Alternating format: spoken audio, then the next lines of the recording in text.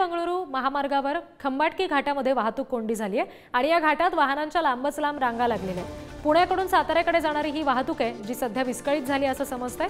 ही दृश्य सध्या आपण बघतोय पुणे बंगळुरू महामार्गावरची खंबाटकी घाटामध्ये वाहतूक कोंडी झाली आहे आणि घाटात वाहनांच्या लांबच लांब रांगा लागलेल्या आहेत। पूर्णपणे ठप्प आहे वाहतूक आपण बघतोय। प्रतिनिधी साई सावंत आपल्याशी जोडले गेले, त्यांच्याकडून अपडेट्स घेणार आहोत। साई, सध्याची नेमकी काय परिस्थिती आहे? वाहतूक पूर्ववत होण्यासाठी काही प्रयत्न सुरू झालेत का?